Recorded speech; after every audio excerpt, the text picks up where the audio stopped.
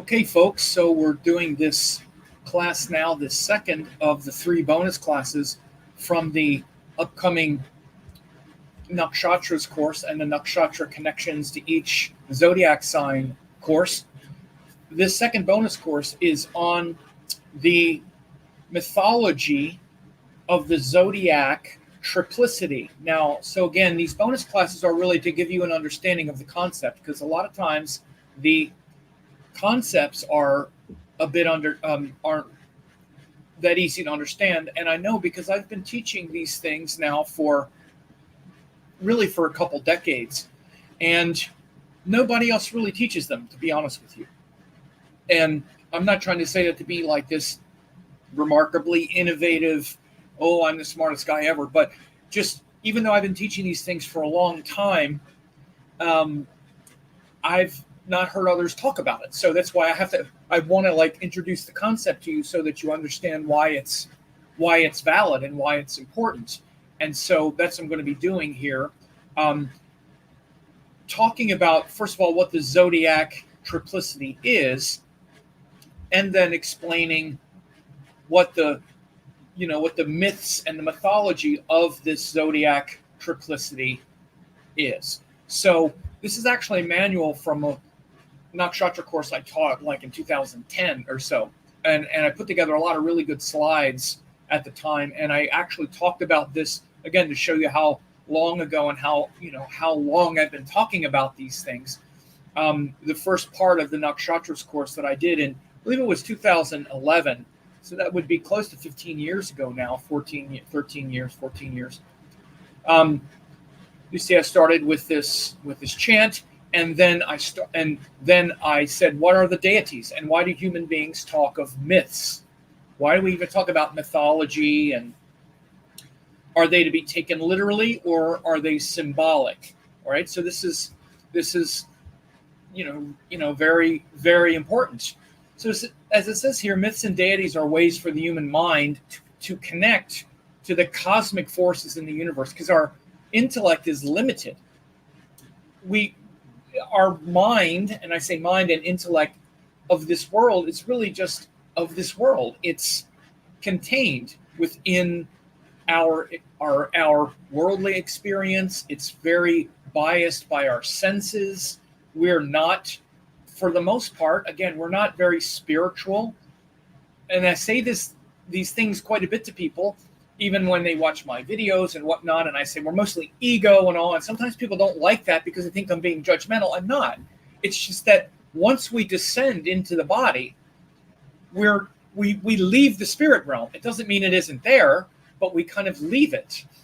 And instead we enter the realm of matter, form, emotions, ideas. All of that is what is in aggregate the ego, right? And so again, sometimes we can get offended, like, oh, I'm not an ego. In fact, I'm kind of shy, and all of that's ego. All of those personality traits, because it's the illusion that you're this separate person here on Earth. That's all it means, right? And so the reason I'm saying that is because that's what the limited mind, the human mind, that's all the human mind. And of course, part of the human mind is saying, oh, I'm not an ego, I'm this, right? It's all human mind. All these ideas, I am this thing.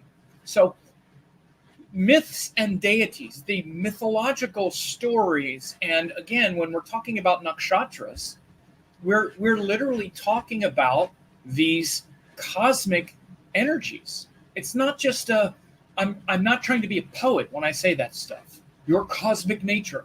I'm not a new age, inspirational speaker.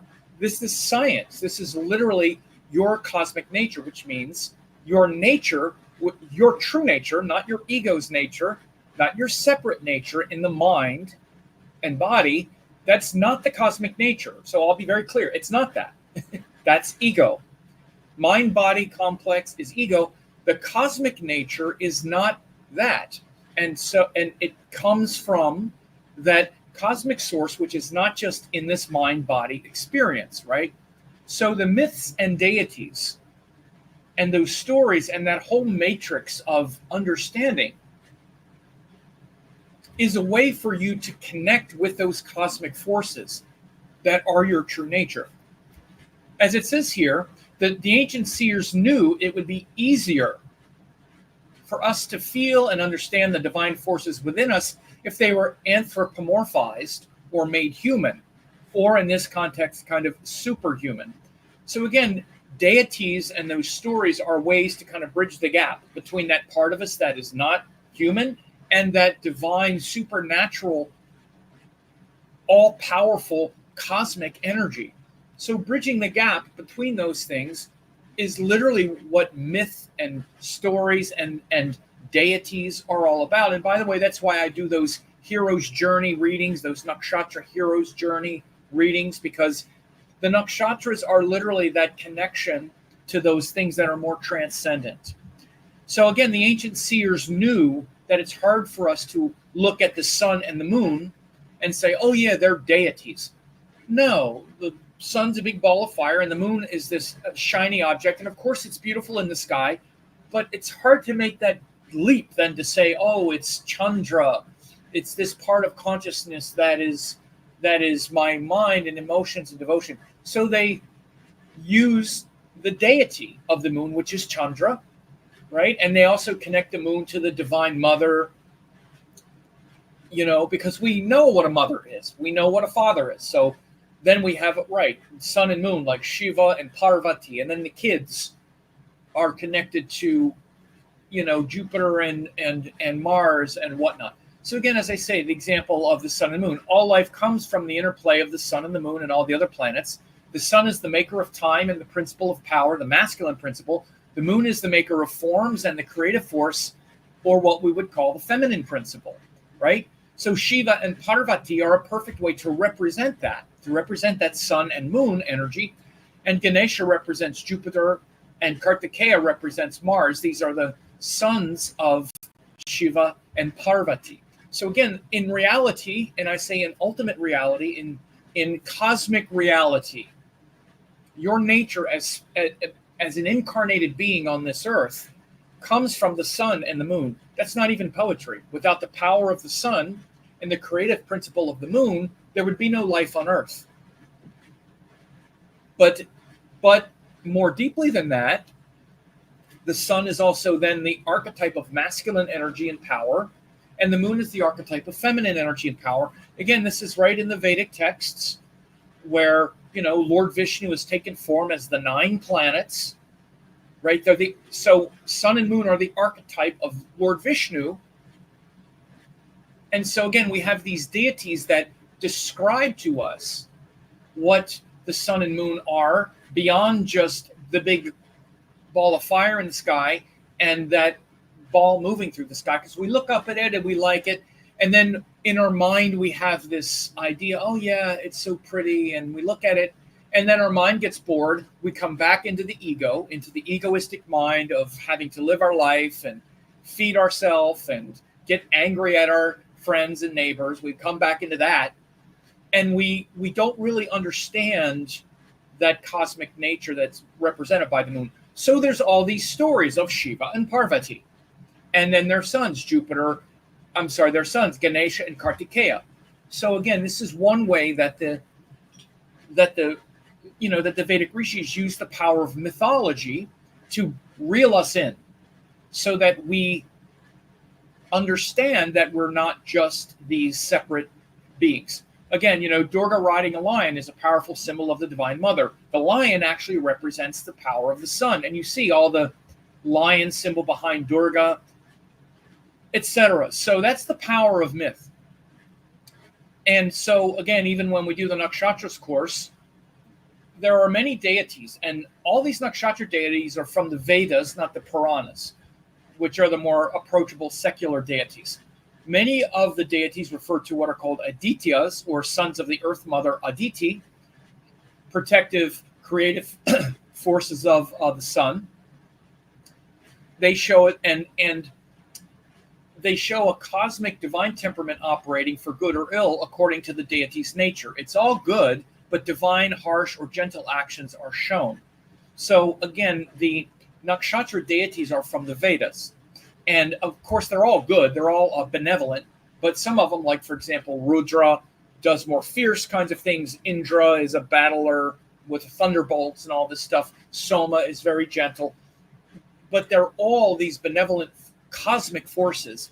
And that's what the Vedas are. The Vedas are actually describing all of these cosmic forces as deities. It's really just a bunch of, it's not really religion, it's spiritual technology that sounds like religion if you don't understand yoga and you don't understand spiritual technology and mantra. What the Vedas are doing is they are evoking these energies of the gods, bringing them into form as empowering life forces again, and really connecting to the transcendent nature.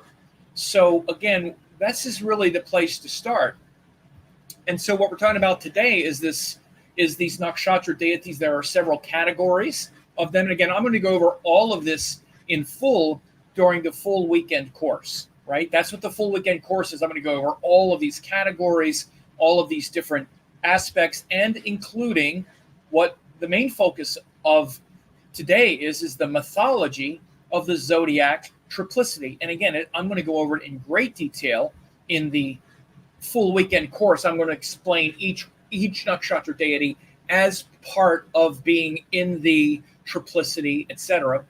But today I'm just going to introduce you to the concept because, again, I know it's not something you hear all the time because even though I talk about it, no other astrologers really talk about this. So again, it's not to pat myself on the back, but it's just to let you also understand how important this is. The gravitas of this subject shouldn't be understated. It's an incredibly important way to not only understand the nakshatras and the zodiac, but to understand the different sections of the sky and the different nature of this triplicity. So the first triplicity, from Aries to Cancer, has to do with initiating creation. There are two cardinal signs, one at the beginning and one at the end. So again, this is easy to see and understand. That section of the zodiac starts with Aries, ends with Cancer. Both of these are what are called cardinal signs, right? These are cardinal signs. Cardinal means that they are initiating, right? So Aries is cardinal sign, and Cancer is also a cardinal sign. So that section of the sky, Aries to Cancer, is where creation is getting initiated. That doesn't mean creation on Earth. It means creation, the universe, universal divine creation gets initiated in that first section. And there's a story arc of that creation through the nakshatras in that section of the sky. So as it says here, for example, we have that section of the sky. There are no Adityas, who are the preservers of the world, but Aditi, the mother of the Adityas, is introduced, and Lord Rudra brings down Prajapati.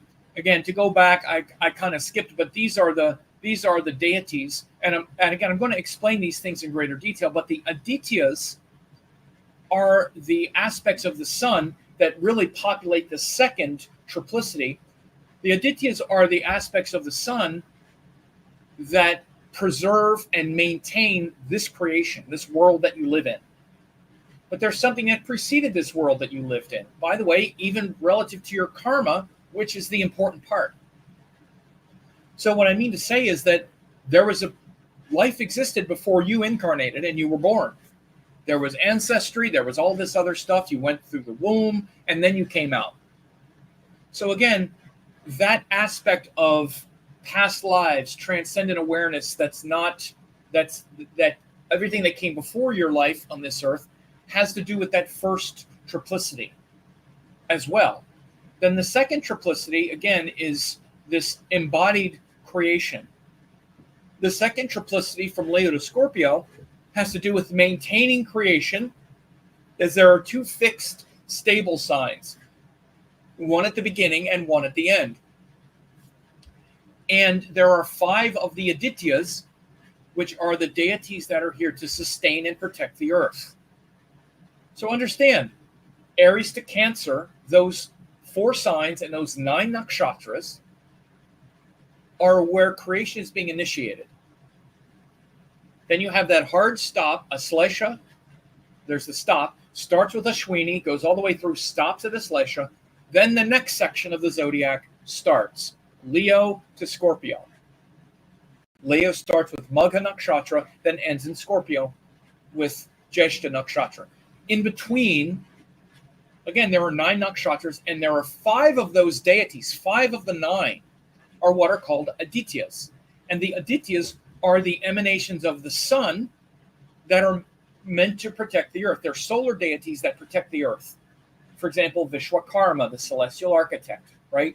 Savitur, the one from, the famous Gayatri mantra. Also Purva Falguni, ruled by Bhagha. Aryaman. These are all, also Mitra. These are all what are called Adityas. And they are very much nakshatras that help us to maintain and enjoy life on earth and preserve our life on earth. That section from Leo to Scorpio is very much about that kind of motivation. By the way, again, this is also, as everything has a sort of spiraling effect, if you have most of your planets in that section of the zodiac between Leo and Scorpio, then that's going to be a very strong motivating force in your life. That kind of, okay, I'm alive, now I want to, live large and live this lifetime. It's very connected to this earth, because you're going to have planets in those nakshatras connected to those deities. So again, there's a story arc of creation through those nakshatras as well. Just like there's a story arc of creation in the first triplicity as well. We'll talk about it in a second. So then the third triplicity, Sagittarius to Pisces, has to do with transformation, as there are 2 mutable signs, one at the beginning, one at the end. Sagittarius at the beginning, which is dual, mutable, and Pisces at the end. This is where energy is transforming, where you're looking to transcend just this earth and return back to the source, to dissolve the ego, dissolve your nature as being this person who's just trying to win in the world. That Leo to Scorpio section, which by the way includes like Libra, which is relationships, all of that. That section of the sky is very much about, okay, I'm alive, I want to be happy and successful and, be a king, right? That's that section. The last section, Sagittarius to Pisces. It's only signs that are ruled by Jupiter and Saturn, by the way. Sagittarius, Capricorn, Aquarius, Pisces, very much about transcendence. And the nakshatras and the story that plays out through those nakshatras shows that. In that section of the sky, you have a lot of, bewildering, hybridized type of deities. And so, again, there's a couple things here where it says, ponder the zodiac and the nakshatra deities as referring to the story arc of creation. The first triplicity, Aries to Cancer, shows the initiation of the cosmos, Rajasic. The second shows the manifestation of material world. The third triplicity shows the liberation and deliverance of form to spirit. This especially makes sense when you start the cycle with Kritika, ruled by Agni, the god of fire. Again, that's also said to be the first nakshatra, and ends with Bhadrani, ruled by Lord Yama.